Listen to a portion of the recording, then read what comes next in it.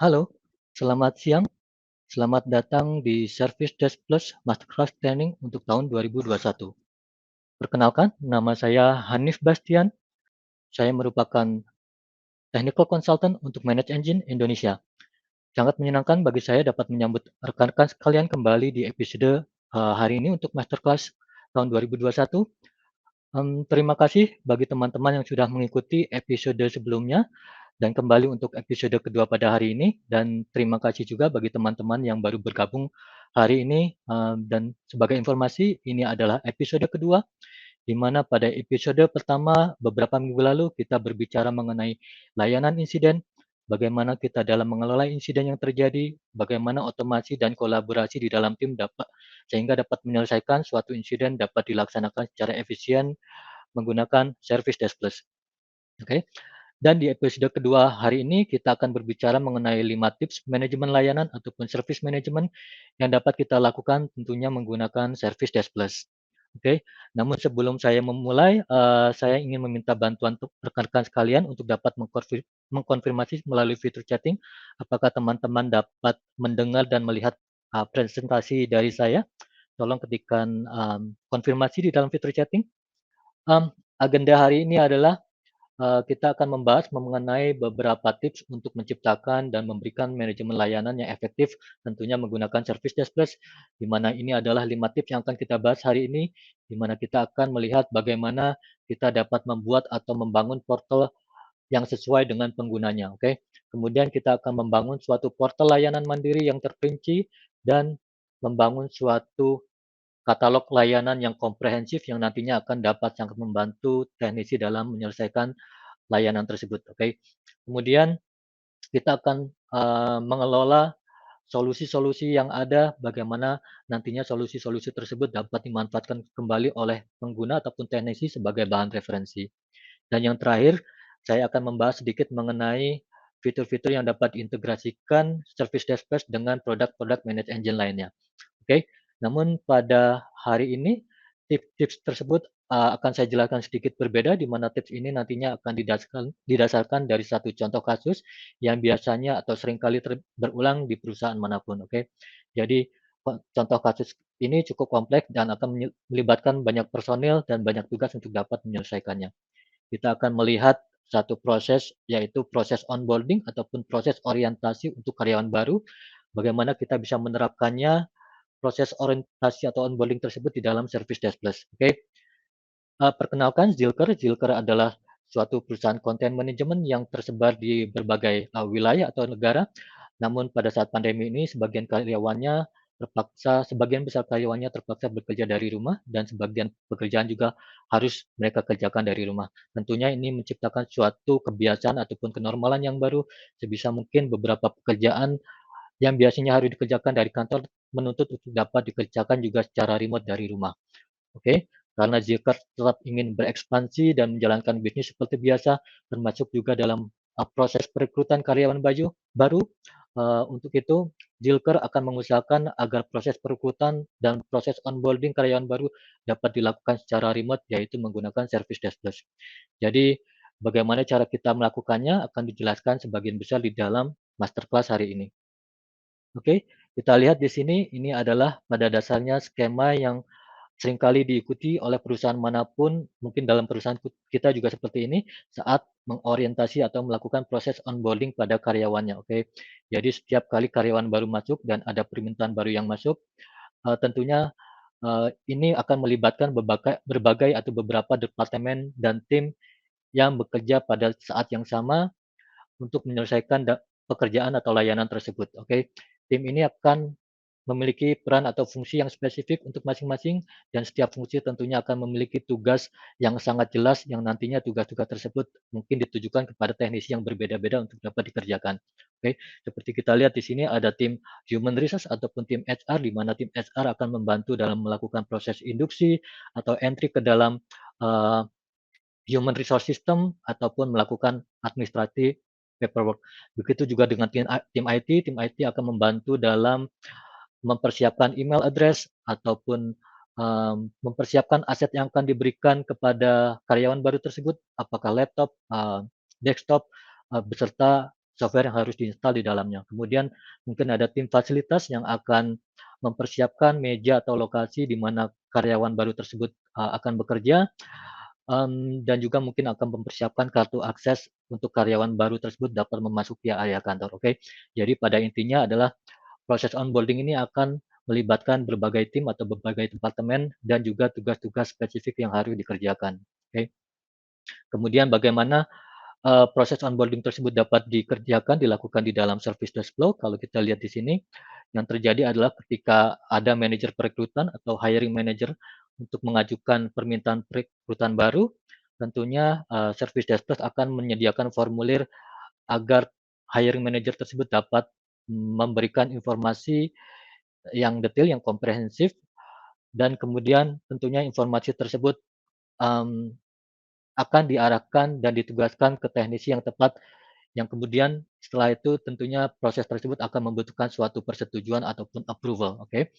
Dan kemudian yang kita lihat di sini, mmm, masing-masing fungsi pekerjaan juga akan memiliki tugas yang spesifik yang dapat dipicu secara otomatis ataupun harus dipicu secara manual. Dan kemudian juga diikuti tentunya oleh proses yang ketat sehingga durasi dan kualitas manajemen layanan tetap terjaga. Di sini kita akan mengatur service level agreement untuk menjaga kualitas layanan agar layanan tersebut dapat diselesaikan dalam durasi yang sudah kita definisikan nanti, oke. Kemudian juga ada sistem notification di mana kita akan memberikan notifikasi kepada stakeholder tertentu ataupun pengguna, sehingga pengguna dapat selalu terinformasi terhadap update dari permintaan mereka, oke.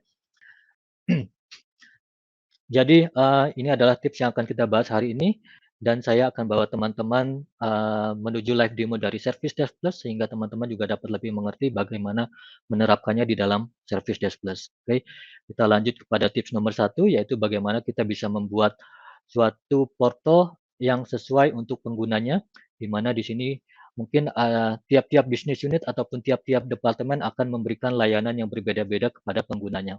Oke, untuk itu kita perlu membuatkan satu instance untuk masing-masing departemen, oke.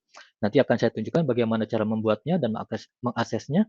Kemudian tips nomor 2 adalah bagaimana kita bisa membangun suatu portal yang terperinci, di mana, portal ini nantinya akan, mmm, menyediakan fitur-fitur seperti bagaimana caranya untuk melacak permintaan, solusi, pengumuman, dan juga persetujuan, dan juga saya akan tunjukkan bagaimana kita bisa mengkustomisasi portal layanan mandiri yang akan kita buat nanti, oke. Saya bawa langsung teman-teman kepada Service Desk Plus untuk menerapkan tips nomor satu dan 2, oke. Ini adalah, halaman login untuk Service Desk Plus. Hari ini saya akan login sebagai Hanif. Hanif adalah seorang teknisi. Oke, ketika Hanif login, ia akan diminta untuk memilih, layanan dari departemen mana yang akan ia gunakan untuk hari ini, oke.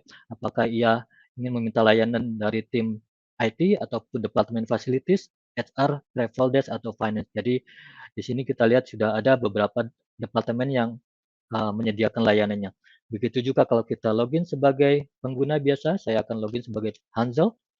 Hanzel adalah seorang, hiring manager untuk hari ini yang akan mengajukan permintaan, onboarding proses, oke. Begitu juga ketika Hanzel atau pengguna login kepada portal layanan mandirinya, ia juga diminta untuk memilih departemen mana yang akan ia, eee, mintai pertolongan untuk hari ini, oke. Saya akan menunjukkan bagaimana teman-teman dapat membuat masing-masing instance untuk tiap departemen ini. Kalau teman-teman lihat di sebelah kanan atas ada ISM Directory, menu ini, jadi teman-teman dapat menuju ke situ. Yang perlu saya informasikan di sini kalau Service Desk Plus merupakan suatu solusi enterprise service management, di mana kita tidak hanya bisa membuat satu instance untuk tim IT saja, tapi, kita bisa membuat instance untuk masing-masing departemen yang perlu memberikan layanan kepada penggunanya, oke. Jadi kita bisa menerapkan best practice dari IT service management kepada departemen-departemen ataupun business unit lainnya, oke. Caranya cukup mudah, di sini kita lihat ada service desk instances, di mana kita bisa membuat instance-instance untuk masing-masing departemen. Cukup mudah membuatnya, eee, klik new instance, berikan namanya misalkan legal, helpdesk, oke, misalkan lalu berikan, tipe yang sesuai, siapa yang akan me-manage, instance tersebut, lalu berikan lisensi yang diinginkan, oke. Jadi masing-masing departemen ini akan berdiri sendiri, independen satu sama lain, di mana masing-masing departemen ataupun instance akan memiliki lisensinya sendiri, memiliki penggunanya sendiri, aturan-aturan sendiri, business rules dan lain-lain. Oke, jadi masing-masing instance ini akan independen. Oke, kita kembali ke ISM Portal di mana Hanif atau teknis ini akan menggunakan layanan tim IT untuk hari ini. Dan kita lihat di sini ada beberapa widget di dalam beranda teknisi. Kita lihat ada kesimpulan dari request-request yang sudah diajukan oleh pengguna. Lalu kita lihat di sini ada widget penugasan di mana kita lihat daftar tugas-tugas yang sudah di-assign atau ditugaskan kepada Hanif untuk hari ini. Oke. Jadi kita bisa melihat detail dari tugas tersebut atau apabila kita sudah menyelesaikannya kita bisa meng-close-nya. Oke. Kosong. Lalu kita lihat ada approval. Di sini kita bisa melihat approval apa saja yang menunggu untuk kita beri tindakan. Oke, kita bisa melakukan approve ataupun reject. Oke. Kemudian di bawah ada papan pengumuman di mana teman-teman bisa melihat pengumuman yang ada di dalam lingkungan kita atau teknisi dapat membuat pengumuman yang baru di sini. Berikan judul yang tepat, misalkan ada website server down, berikan tanggal yang tepat kapan akan dipublish pengumuman tersebut, service apa yang terlibat di dalamnya, dan kemudian apakah pengumuman tersebut hanya untuk konsumsi teknisi sebagai private ataukah untuk teknisi dan juga pengguna kita set sebagai public atau hanya di-share untuk pengguna tertentu saja. Oke, mudah. Dan kemudian saya akan menuju portal dari pengguna. Hansel akan menggunakan layanan dari tim IT. Di sini kita lihat juga ada beberapa widget untuk portal layanan pengguna. Ada widget untuk melaporkan suatu insiden atau meminta suatu layanan dan melihat solusi yang sudah diterbitkan oleh teknisi dan melihat kesimpulan dari permintaan-permintaan yang sudah ia ajukan sebelumnya. Kemudian juga ia dapat melihat popular solutions di sini dan papan pengumuman. Oke, semua info ini dapat dilihat oleh pengguna sebelum ia melaporkan suatu insiden ataupun meminta suatu layanan. Saya akan menunjukkan bagaimana teman-teman bisa mengkustomisasi portal layanan mandiri untuk pengguna ini. Oke, kita kembali ke portal teknisi di mana teman-teman bisa melihat ada tombol customize. Teman-teman bisa mengubah tampilan dari portal untuk teknisi ataupun portal untuk pengguna. Saya memilih untuk pengguna untuk hari ini. Jadi kita lihat di sini ini adalah tampilan yang sama seperti portal layanan mandiri untuk pengguna sehingga teman-teman dapat mengkustomisasinya. Apakah teman-teman ingin mengubah temanya? Oke, cukup mudah. Atau teman-teman juga bisa menambahkan widget yang diinginkan dengan HTML content misalkan atau menambah atau mengurangi widget yang ada. Oke. Kemudian teman-teman juga dapat mengubah layout-nya apakah dalam bentuk 4 layout seperti ini atau dalam bentuk 2 layout. Oke. Atau kita ubah background color-nya. Oke. Jadi cukup mudah teman-teman hanya perlu mempublish portal layanan tersebut. Oke, saya kembali kepada home. Oke, saya kembali kepada slide. Sepertinya saya sudah membahas tips nomor 1 dan 2. Kita membahas tips nomor 3 sekarang, di mana tips ini adalah yang paling penting untuk hari ini. Kita akan membahas bagaimana kita bisa membangun katalog layanan yang komprehensif, yang akan mengumpulkan semua informasi yang diperlukan untuk dapat teknisi menyelesaikan pekerjaannya. Lalu kita akan berbicara mengenai bidang isian, resource question, persetujuan tugas dan dependensi tugas, SLA, dan lainnya. Oke, saya akan kembali kepada portal dari teknisi atau portal dari pengguna terlebih dahulu. Saya akan menunjukkan bagaimana seorang pengguna dapat meminta suatu layanan. Oke, jadi Hansel akan meminta suatu layanan untuk proses onboarding hari ini. Jadi ia pergi menuju request a service, di mana ia diminta untuk memilih satu dari kategori layanan yang telah disediakan. Apakah ia akan memilih kategori yang berhubungan dengan akses suatu aplikasi, apakah berhubungan dengan email. Namun hari ini Hansel akan meminta layanan mengenai onboarding proses di mana layanan tersebut ada di dalam kategori user management dan ia lihat di sini ada template untuk remote user onboarding. Oke. Oke, di sini kita lihat ada formulir yang perlu diisi oleh Hansel. Jadi saya akan jelaskan satu persatu. Mulai dari sebelah kiri atas kita lihat di sini ada SLA yang dapat dipilih oleh pengguna. Jadi SLA ini sudah diasosiasikan kepada template remote user onboarding sehingga pengguna dapat memilihnya. apakah SLA untuk non-managerial staff yang akan di-deliver dalam waktu 15 hari atau SLA untuk managerial staff di sini, oke, yang akan di-deliver dalam waktu 10 hari.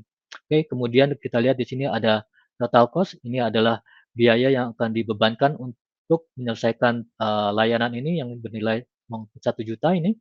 Nanti akan saya jelaskan bagaimana kita bisa membentuk total cost ini, oke. Kemudian Hansel cukup perlu mengisi, bidang isian yang, diharuskan, misalkan employee onboarding hari ini, onboarding, ya copy saja untuk lebih simpel, dan kita lihat di bawah sini ada suatu bagian atau section, resource section kita namakan, di mana bagian-bagian ini atau section ini akan terdiri dari berbagai pertanyaan yang harus dijawab oleh pengguna, oke.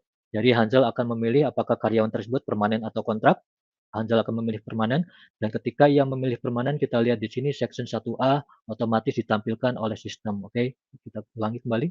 Oke, kita lihat bahwa permanen, kita isi dengan permanen, maka section 1A ditampilkan, lalu Hansel akan mengisinya. Oke, hari ini kita kedatangan Tony Stark untuk bergabung dengan perusahaan kita. Kita berikan detail yang sesuai.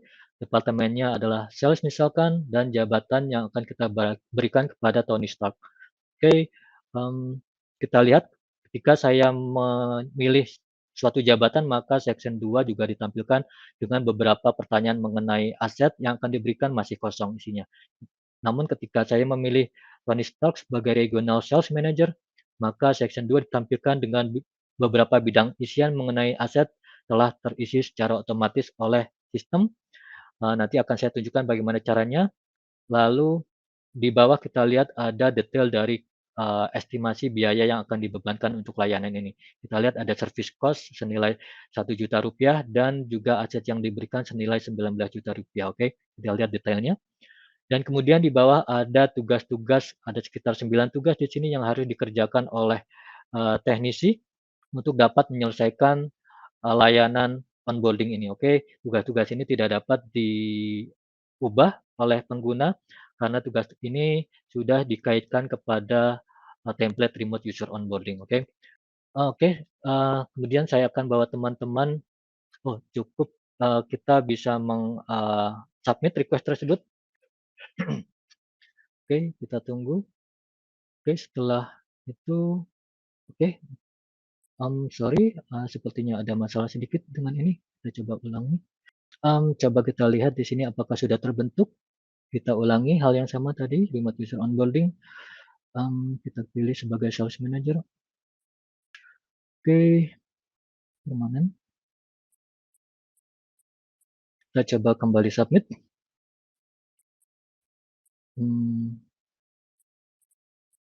Oke ya, mungkin ada sedikit masalah.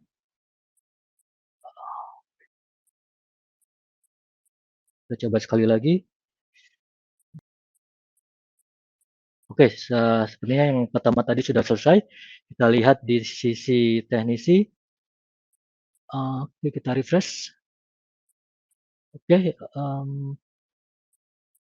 ini adalah template yang baru saja selesai baru saja diajukan oleh Hansel.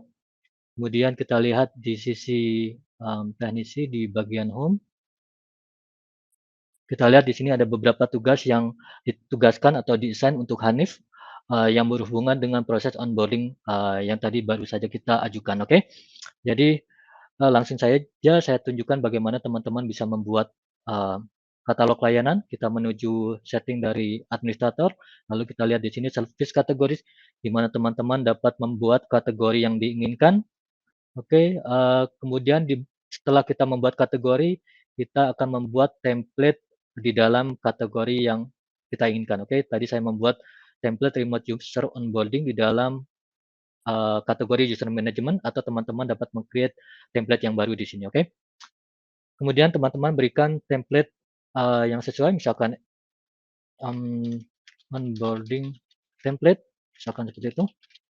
Berikan icon yang sesuai, lalu kita lihat di sini ada kanvas yang dapat kita kustomisasi, kita tambahkan atau kurangi bidang-bidang isian yang diperlukan di sini. Oke, cukup mudah dengan hanya drag and drop saja. apabila teman-teman misalkan memerlukan urgensi supaya dapat menekankan kapan harus diselesaikan layanan tersebut, atau biasanya memerlukan mmm, mobile phone number dari karyawan tersebut, teman-teman dapat menambahkannya, oke.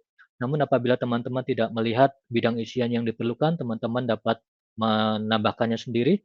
Kita coba create section baru dan tambahkan bidang isian yang diinginkan. Biasanya kita menambahkan untuk karyawan baru, kita perlu mengetahui emergency contact untuk keperluan darurat misalkan, oke. Jadi yang biasanya diisi oleh nama saudara ataupun nama orang tua, lalu di bawahnya kita lihat di sini ada opsi untuk Hold Personally Identifiable Information atau PII. Apa itu PII? PII adalah apabila informasi tersebut dirasa sangat personal, pribadi, atau private, jadi teman-teman dapat mengaktifkan, eee informasi PII ini, oke. Seperti misalkan informasi tersebut berisi nama ataupun, tanggal lahir, alamat rumah, ataupun, emergency contact dan lain hal. Jadi apabila kita mengaktifkan opsi ini, maka teman-teman berhak, menganonimkan data teman-teman untuk diakses publik. Jadi apabila teman-teman tidak lagi berada di organisasi atau tidak lagi bekerja di perusahaan tersebut, maka sistem akan menganonimkan, data teman-teman, oke. Jadi data teman-teman hanya dapat diakses untuk keperluan historis ataupun keperluan audit, oke. Jadi selanjutnya adalah, teman-teman juga dapat menandai apakah bidang isian tersebut sebagai mandatory ataupun dapat diubah isinya oleh pengguna. Mudah, teman-teman juga dapat melakukan kustomisasi untuk meng-highlight bidang isian tersebut, oke, dengan memberikan warna tertentu. Oke. Oke, kemudian tentunya kita harus menyediakan subjek dan deskripsinya, lalu kita lihat di sini ada suatu bagian resource section, di mana di bagian ini kita bisa menambahkan suatu resource section, di mana suatu resource section tentunya seperti yang kita lihat tadi akan terdiri dari berbagai pertanyaan yang harus dijawab oleh pengguna, misalkan seperti kategori dari karyawan baru tersebut, apakah permanen atau kontrak, atau apakah apa aset yang akan diberikan kepada karyawan baru tersebut, oke. Ini adalah resource section dan terdiri dari berbagai pertanyaan sumber daya, oke. Jadi saya akan tunjukkan teman-teman bagaimana cara membuat resource section. Kita menuju ke admin setting, kita lihat di sini ada resource question. Oke, kalau teman-teman memerlukan pertanyaan lain yang seperti apabila teman-teman tidak melihat pertanyaan yang diinginkan, teman-teman dapat membuat pertanyaan baru. Saya pilih sebagai drop down, misalkan saya ingin pengguna memilih laptop apa yang akan diberikan kepada karyawan baru tersebut, misalkan laptop model dan misalkan Apple MacBook senilai misalkan 20 juta rupiah, oke. Atau bukan HP ProBook misalkan senilai 17 juta rupiah, oke. Jadi ini adalah item-item yang bisa kita berikan nilai beserta dengan nilai yang kita berikan untuk item tersebut. Kita juga bisa memberikan icon yang sesuai untuk item tersebut. Oke, itu adalah resource section. Jadi setelah teman-teman membuat suatu resource question, teman-teman dapat mengasosiasikannya kepada resource section. Oke, kita kembali kepada ini. Oke, lalu kita lihat di sini ada cost detail di mana teman-teman harus mengaktifkannya untuk um, dapat melihat detail dari biaya yang akan dibebankan dalam layanan ini. Lalu apakah teman-teman akan menampilkan template ini untuk semua teknisi ataupun grup teknisi saja? Oke, lalu apakah teman-teman akan juga menampilkan template tersebut untuk semua pengguna ataupun pengguna dengan kriteria tertentu? Oke, teman-teman hanya perlu menyimpannya, namun saya tunjukkan teman-teman kepada template yang saya sudah buat secara lengkap. Oke, kita lihat di sini sudah terisi secara lengkap, berikut juga section yang saya buat. Oke, namun saya akan mengajak teman-teman untuk kepada workflow di sini, namun sebelumnya saya akan menjelaskan mengenai request lifecycle.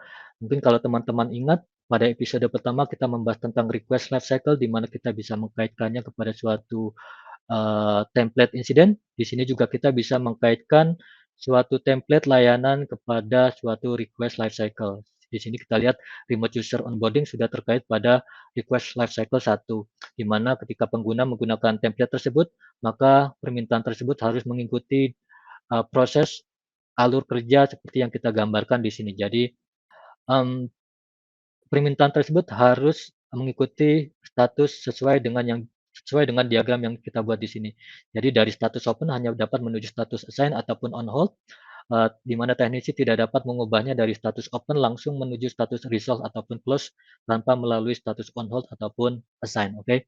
Lalu kemudian di sini ada trapezing berwarna biru, di mana ini adalah suatu transisi, di mana transisi kita bisa memberikan suatu kriteria ataupun aksi tertentu dalam 3 event, yaitu before, sesaat sebelum transisi tersebut dijalankan, kita bisa memberikan suatu syarat apakah hanya seorang tiket owner saja yang dapat menjalankan transisi tersebut, atau kita bisa memberikan kriteria lainnya.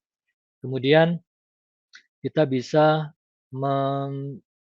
memberikan syarat lainnya ketika transisi tersebut dijalankan, apakah misal suatu bidang isian harus diisi terlebih dahulu misalkan, ataukah kita bisa membuat suatu aksi tertentu. Seperti misalkan transisi assign ini saya ingin menugaskan seorang teknisi untuk dapat menjalankan layanan tersebut, oke, dengan mengubah bidang isian technician, oke.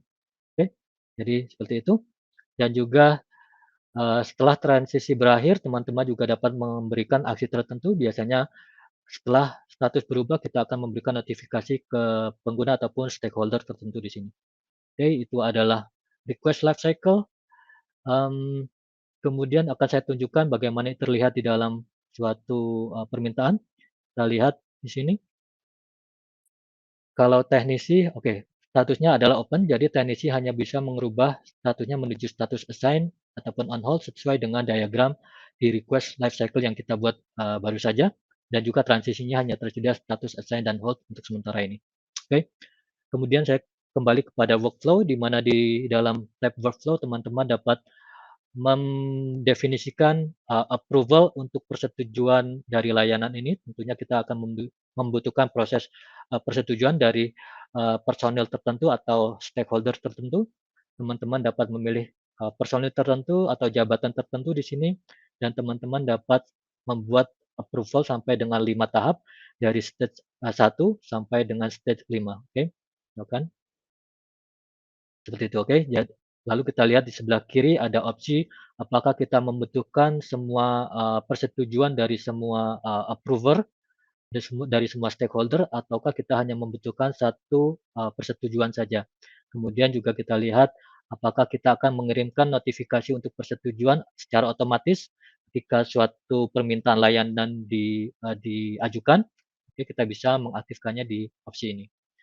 Kemudian di bawahnya adalah service level agreement, di mana saya sudah membuat 2 SLA, di mana salah satunya saya sudah buat sebagai default SLA, teman-teman dapat memilih mana yang menjadi default SLA, atau teman-teman dapat membuat SLA yang baru, berikan durasi yang sesuai untuk kapan layanan tersebut atau permintaan tersebut harus direspon, misalkan dalam waktu 2 hari harus direspon ataupun dalam 5 hari layanan tersebut harus dapat diselesaikan. Lalu bagaimana apabila layanan tersebut terlewati masa durasi pengerjaan atau responsnya, kita bisa memberikan eskalasinya, oke, kepada seorang teknisi ataupun ya kepada seorang teknisi tertentu.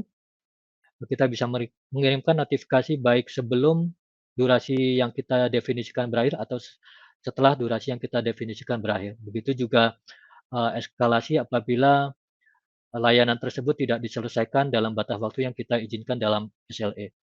Kemudian di bawahnya adalah OLA atau Operational Level Agreement, di mana kita bisa memberikan batas waktu masing-masing tim berapa lama mereka dapat mengerjakan tugasnya. Oke, seperti tim jaringan komputer diizinkan untuk mengerjakan pekerjaannya dalam waktu 1 hari, ataupun tim sysadmin mungkin dapat menyelesaikan pekerjaannya dalam waktu 2 hari. Oke, jadi ini akan menjaga kualitas layanan dari masing-masing tim. Kemudian kita kembali kepada workflow. Oke, di bawahnya adalah penugasan, di mana kita lihat ada beberapa tugas yang perlu dilakukan untuk menyelesaikan layanan tersebut, di mana teman-teman dapat menambahkan atau mengasosiasikan suatu tugas kepada, template remote user onboarding ini, oke. Lalu kita dapat membuat suatu dependency map untuk penugasan ini, oke. Kita lihat di sini ada beberapa tugas yang harus diselesaikan, di mana tugasnya akan saling terkait satu sama lain, di mana ada tugas yang harus menunggu tugas sebelumnya selesai. Oke, jadi kita lihat di sini ada 3 tugas yang menjadi tugas induk, seperti pembuatan alamat email ataupun menyiapkan komputer pengguna dan menyiapkan lokasi pengguna. Kemudian ada tugas-tugas turunannya yang harus menunggu tugas-tugas induknya selesai terlebih dahulu. Oke, nanti akan saya bahas kembali. Kemudian teman-teman perlu, tentunya perlu menugaskan seorang teknisi siapa yang harus mengerjakan, tugas tersebut, oke.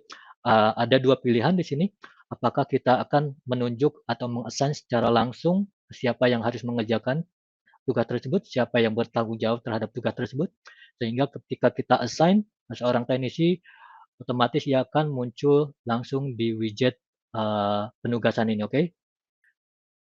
Namun ketika kita hanya menandai sementara, seorang tugas atau memarking sementara seorang teknisi akan suatu tugas, maka, mmm, tugas tersebut hanya di-assign kepadanya secara otomatis ketika tugas induknya selesai dikerjakan, oke.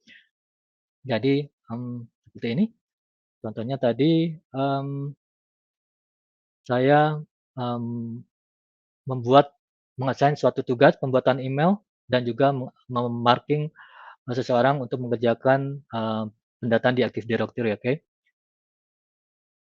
Oke, pembuatan alamat email adalah suatu tugas parent, jadi bisa saya close apabila saya sudah menyelesaikannya. Kita lihat apa yang terjadi ketika saya lihat ini adalah ID 234. Ketika saya sudah selesai mengerjakannya dan meng-close-nya, kita lihat tugas parent-nya sudah hilang karena sudah dikerjakan dan digantikan oleh tugas turunannya yang tadi awalnya saya hanya seorang teknisi, yaitu Hanif.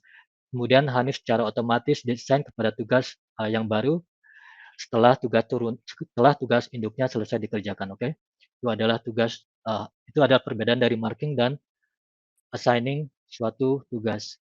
Oke, kemudian saya kembali kepada penugasan, kadangkala kita memerlukan suatu informasi yang relevan untuk dapat mengerjakan suatu tugas. Misalkan untuk membuat alamat email, biasanya kita memerlukan suatu informasi mengenai nama lengkap dari pengguna. Oke, jadi untuk itu kita bisa mengasosiasikan suatu informasi ataupun suatu, mmm, bidang isian kepada, suatu, tugas, oke. Jadi misalkan pembuatan alamat email akan saya asosiasikan dengan, nama lengkap dari karyawan tersebut atau misalkan tugas untuk menyiapkan lokasi atau meja pengguna, biasanya kita membutuhkan nama, karyawan untuk dapat membuatkan plakat ataupun name tag di mejanya. Kemudian kita membutuhkan, di mana kantor cabang mana ia bekerja ataupun, departemen apa ia bekerja. Jadi kita bisa mengasosiasikan suatu bidang isian di sini, oke. Apakah ia bekerja di departemen sales ataukah di cabang Jakarta dan siapa nama lengkapnya, atau kita bisa memberikan informasi-informasi lainnya apabila diperlukan, oke, seperti itu. Cancel. Oke, apabila kita lihat di dalam penugasan, misalkan pembuatan alamat email atau, saya bawa teman-teman kepada request, ini adalah request-nya dan ini adalah tugas-tugasnya. Kita lihat untuk menyiapkan lokasi pengguna akan disertakan juga informasi yang relevan, yaitu di mana ia bekerja, departemen apa, dan siapa nama karyawannya, oke. Kemudian, saya kembali kepada workflow, itu adalah penugasan dan saya akan menjelaskan mengenai field and form rules. Kalau teman-teman ingat tadi ketika suatu formulir ditampilkan, maka ada suatu section yang dihilangkan atau disembunyikan, itu melalui field and form rules, di mana ada aksi-aksi yang dapat kita lakukan ketika suatu formulir di-loading atau ditampilkan, atau ketika suatu bidang isian diubah nilainya, atau ketika suatu formulir diajukan, oke. Jadi untuk ketika suatu formulir di-loading atau dimuat, saya menyembunyikan suatu section, oke, inilah bagaimana cara saya menyembunyikannya. On from load, saya akan hide resource section 1A, oke. Begitu juga ketika sebuah bidang isian kita ubah nilainya, misalkan saya tadi memilih seorang, atau saya memilih karyawan tersebut sebagai permanen, ketika bidang isian kategori dari karyawan baru adalah diubah nilai menjadi permanen, maka saya, tampilkan section 1A, oke. Begitu juga ketika saya memilih Tony Stark sebagai jabatannya adalah Regional Sales Manager, ketika bidang isian, jabatan diubah nilainya menjadi Regional Sales Manager, saya akan menampilkan section 2 beserta juga dengan bidang-bidang isian, yang sudah terisi secara otomatis di sini, oke. Terlihat beberapa aset sudah dipilih untuk karyawan tersebut. Oke, itu adalah field and form rules, dan juga teman-teman dapat memberikan aksi tertentu, ketika suatu formulir di-submit, kepada Service Desk Plus, oke. Oke, kita kembali kepada presentasi. Saya sudah membahas mengenai, bidang isian, resource question dan resource section, juga definisi tugas, persetujuan, SLA, dan template action akan saya jelaskan nanti pada, tips nomor 5, oke. Kemudian tips nomor 4, yaitu bagaimana kita bisa membangun, atau, bagaimana kita bisa mengelola solusi-solusi yang ada, sehingga nantinya dapat kita buatkan suatu knowledge base management untuk pengguna ataupun teknisi yang dapat membantunya sebagai referensi dalam menyelesaikan, tugasnya atau dalam ketika pengguna akan membuat atau melaporkan suatu insiden, oke. Jadi saya akan menjelaskan bagaimana kita bisa membuat solusi, mengelola solusi dan juga bagaimana pengguna dapat memanfaatkannya. Oke, saya kembali ke portal dari teknisi di mana kita ada solutions module di sini, di mana kita bisa melihat solusi-solusi yang sudah diterbitkan sebelumnya oleh, teknisi, lalu apabila diperlukan kita bisa membuat solusi yang baru misalkan, mmm, kita bisa berikan judul yang sesuai misalkan ada WiFi intermittent. Oke, kemudian berikan deskripsinya misalkan, solusinya misalkan cukup mudah saja untuk sebagai contoh, eee, oke, kemudian berikan topik yang sesuai dan juga keyword-keyword ini akan cukup penting karena akan membantu pengguna ketika ia akan melaporkan suatu, insiden. Lalu berikan, review date, kapan solusi tersebut dapat direview kembali sehingga solusinya akan tetap relevan ataupun tetap up to date. Dan jangan lupa untuk mempublish solusi tersebut ke dalam portal layanan mandiri sehingga kita bisa menampilkan solusi tersebut kepada semua pengguna ataupun pengguna dengan kriteria tertentu di sini, oke? Oke, ini adalah cara pertama untuk membuat solusi. Cara kedua adalah dengan melalui suatu tiket insiden, oke? Saya akan pergi melihat suatu tiket insiden, misalkan ada, oke, website perusahaan tidak bisa diakses. Oke, kita lihat di sini, kita lihat di sini suatu, tiket mengenai insiden, ada tab resolution, di mana di tab resolution kita bisa memberikan suatu solusi, oke? Misalkan untuk, masalah tersebut hanya cukup untuk merestart server, lalu apabila kita ingin menambahkan ini ke dalam, knowledge base management atau ke dalam solusi dan menerbitkannya, kita bisa menambahkannya dengan mengklik save and add this to solutions. Oke, kita klik. Setelah kita klik, teman-teman dapat melihat formulir yang sama ketika teknisi membuat suatu solusi, oke. Teman-teman cukup mempublish-nya dan simpan solusi tersebut. Kemudian, saya akan tunjukkan bagaimana, pengguna dapat memanfaatkannya, oke. Jadi ketika pengguna akan melaporkan suatu insiden atau mengajukan suatu layanan, pengguna dapat melihat solusi-solusi yang ada, lalu membacanya apakah solusi tersebut relevan dengan masalahnya sehingga dapat membatalkan permintaannya, atau dapat mengajukan atau melaporkan masalahnya apabila solusi tersebut tidak berhasil untuk masalahnya atau mungkin saya tunjukkan juga cara lainnya yaitu dengan ketika seorang pengguna akan melaporkan suatu insiden, ia tentunya akan mengetikkan subjek yang berhubungan dengan masalahnya, misalkan ia memiliki masalah dengan Wi-Fi, dan ketika ia mengetikkan kata kunci Wi-Fi, akan ditampilkan saran mengenai suatu solusi mengenai Wi-Fi problem di sini. Jadi, pengguna dapat membacanya dan mempertimbangkan apakah ingin melanjutkan laporan tersebut atau tidak. Oke, itu adalah solutions. Lalu saya kembali kepada presentasi. Tips nomor 5 adalah saya akan membahas beberapa fitur yang dapat kita integrasikan menggunakan product manage engine lainnya. Oke, kita kembali ke portal teknisi, di mana di dalam portal teknisi teman-teman dapat mengintegrasikan beberapa product manage engine lainnya seperti Active Directory Manager Plus ataupun Desktop Central. Jadi teman-teman perlu mengisi beberapa parameter yang diperlukan, atau teman-teman juga dapat mengintegrasikan dengan Mobile Device Manager Plus di sini. Oke, masih ada beberapa produk lainnya yang teman-teman dapat explore di sini. Lalu apabila teman-teman sudah mengintegrasikan, teman-teman juga dapat mengasosiasikan suatu action tertentu kepada remote user onboarding template ini, oke, kepada suatu layanan template. Kita lihat di bawah,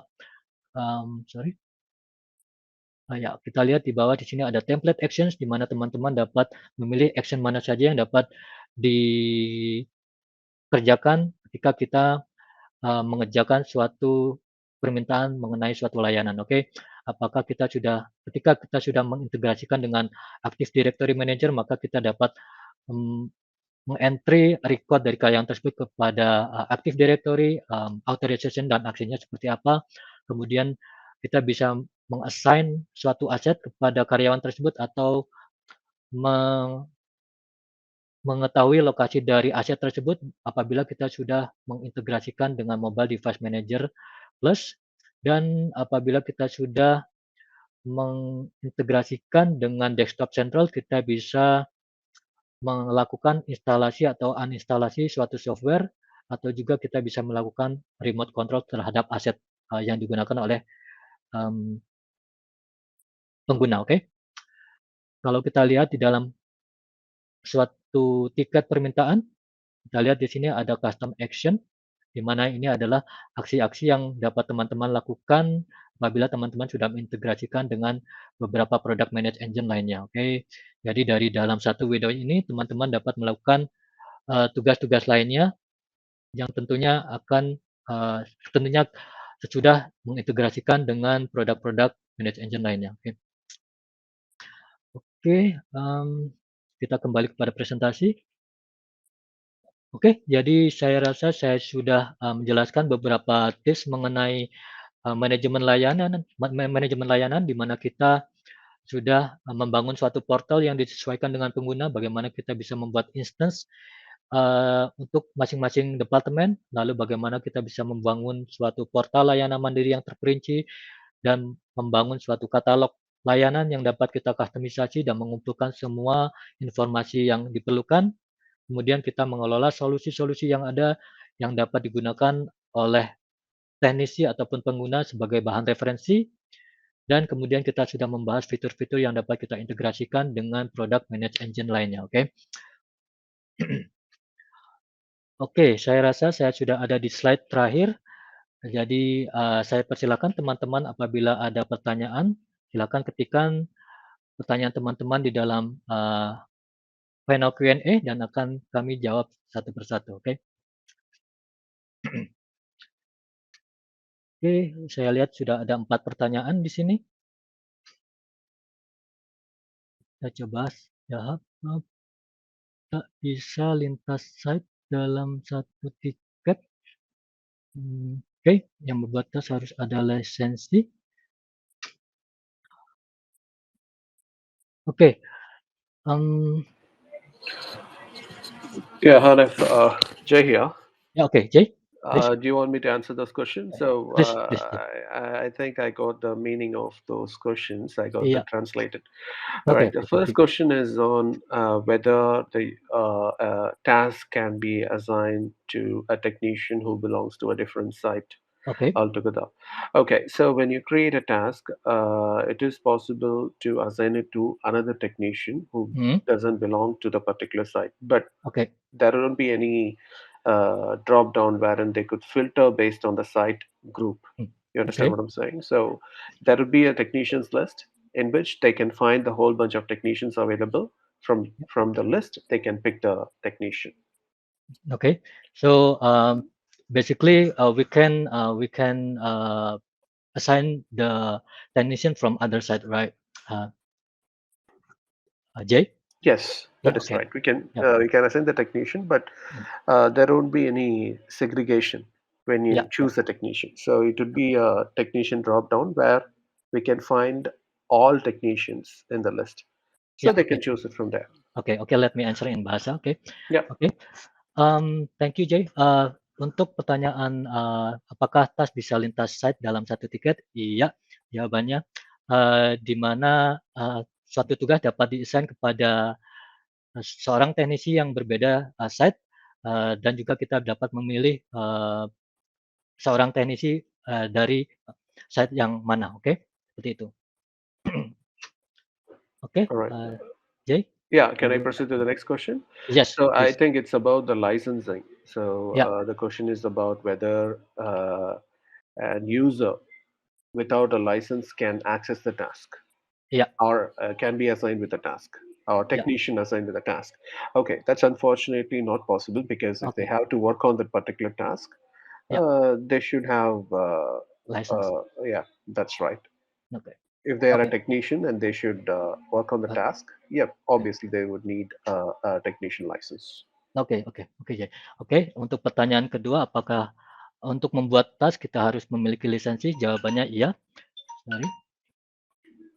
Jawabannya iya, kita harus memiliki lisensi supaya ada teknisi yang dapat membuat tas ataupun mengassign tas tertentu. Oke. Jadi tentunya kita harus memiliki lisensi untuk mengerjakan suatu tas atau membuat suatu tas. Oke. Yep. So the third question is on, can the announcement on STP be addressed to a certain group of people who are members of that particular group? Yeah, that's possible. If you go to the home page, there you could see an option to create announcement. In there, you Ya, could see that there is an option wherein you could make the announcement private only for technicians, or you or can make it public, ya, or it can be shared. So when you choose shared, ya, there is an option wherein you could choose which are all the user groups or ya, the ya. users in the specific set of user groups who are Oke. all them can have the access. Ya, ya. So we can assign to specific user group, you mean? Exactly. We Yeah, can okay, show that okay. to specific Yeah. user groups. Okay, That's let possible. me go to the service desk plus to explain to them. Ya. Jadi untuk pertanyaan ketiga, apakah tadi pertanyaannya, apakah kita bisa menunjukkan pengumuman kepada grup user tertentu? Iya. Jawabannya adalah iya. Jadi kita bisa kita kembali kepada home. Kita membuat announcement pengumuman di sini, kita bisa menunjukkan apakah pengumuman tersebut hanya untuk teknisi, jadi kita mengesetnya sebagai private, ataukah untuk teknisi dan juga semua pengguna apabila kita setnya sebagai public. Namun apabila kita mengesetnya sebagai shared, kita bisa menunjuk um, pengguna dengan kriteria tertentu di sini. Jadi kita bisa membuat suatu user group yang terdiri dari pengguna-pengguna atau user misalkan bekerja untuk Departemen Finance, HR dan lain hal. Oke, jadi kita bisa menunjuk user group tertentu di sini. Oke, kita kembali pada pertanyaan. Bagaimana settingan di rule agar technician selain technician satu tidak bisa diganti diubah field tertentu? Okay. So I think I understand the question. How are the settings in the J, rules so the technicians other ya, than ya, the technician one can change or change certain fields? All right. ya, ya. So this thing you can restrict using the request lifecycle. That is, in the request lifecycle, we can make Request. sure that the owner of the ticket, Ya, meaning the technician who more assigned to the ticket, ya, oke, can make correct. the changes. or Yeah, the okay. technicians belong to a certain group can make the changes. So these options are Yeah, available in okay. request lifecycle through which you can enforce only the technician whom are assigned to the ticket can update the fields. Yeah, okay. Okay, let me explain them and show them the. Oke, kita bisa tadi pertanyaan nomor, apakah kita bisa membatasi hanya teknisi owner saja yang dapat mengubah assigning technician? Iya. Jadi kita bisa mencegah field atau bidang isian teknisi untuk dirubah menggunakan request life cycle, sorry. Oke. Jadi kalau kita lihat di dalam request life cycle, kita akan melihat suatu transisi misalkan seperti ini. Kita bisa membatasi hanya tiket owner yang dapat menjalankan atau menjalankan transisi tersebut. Jadi kita bisa mencegah bidang isian untuk dirubah di sini. Oke. Okay, the next Yes, question, how is the rule Jay, setting can you so help? that the ticket cannot be resolved when the approval is still not hold? Approval still Okay. on hold. Uh, This is in yeah, the closure closure rules. Yes, it rules, is is it available in the correct? closure rules. Yeah, And yeah. yeah. Oke, let me show. Ya, jadi untuk ini kita ada namanya closure rules di mana teman-teman dapat mencegah tiket untuk tidak dapat di-close sebelum kita memberikan solusi yang baik untuk penggunanya. Oke, jadi saya tunjukkan ada di dalam Hold on. closure rules. Wait. Okay. Ya, sorry. Okay. All right. Give me Is 1 it second. correct? Actually, this can be Ya, enforced using oke. the request lifecycle as well. 1 second. Oke, ya.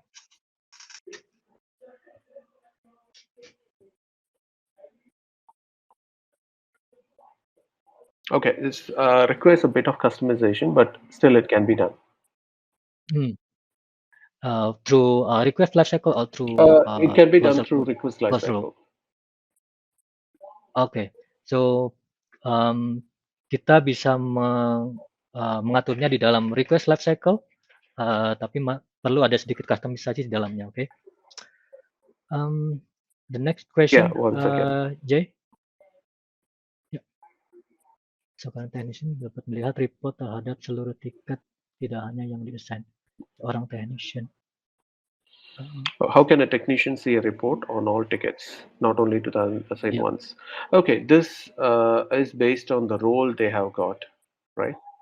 So if they have a role Okay, yeah. which would allow them to see all tickets, then they could get the reports. Or Yeah. if there is a restriction Correct. for them to see only the requests what are assigned to them, we have a couple of options. Either we can share the tickets, certain tickets to them, or we Yeah. can run a Yeah. report, save it, and schedule it so that the system would send the report on a periodic basis to that particular user, the technician. So you have Okay, okay, two okay. options here. Yeah. One is we can share the tickets Yeah. and we can get the Sharing the report out ticket. of it. Yeah, and then create. Or we can have a scheduled Okay. report and that report would be sent to the technician, yeah, on a periodic basis. Technician. Oke. Oke, jadi jawaban Ibu Tiara, bagaimana kita bisa seorang teknisi dapat melihat report terhadap seluruh tiket. Jadi kita bisa sharing suatu tiket. Sebenarnya ini adalah keterbatasan dari authorization, namun apabila ada keterbatasan authorization kita tetap bisa melakukannya, yaitu dengan men-share satu tiket dan kemudian membuat reportnya untuk dibagikan. Kemudian kita bisa mengatur atau membuat suatu schedule report. Setelah kita mendapatkan reportnya, kita dapat men-share report tersebut kepada teknisi yang dituju.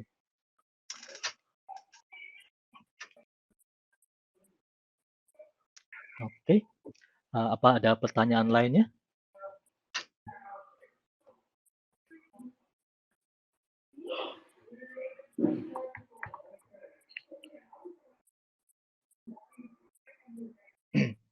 Oke, kita masih ada waktu. Apakah ada batasan file size terhadap pengiriman report terhadap email? Saya selalu gagal mengirim report. 10.000 rows.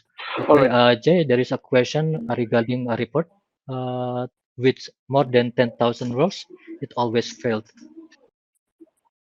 So is there any limitation Give in file me one size? second. Give me one second.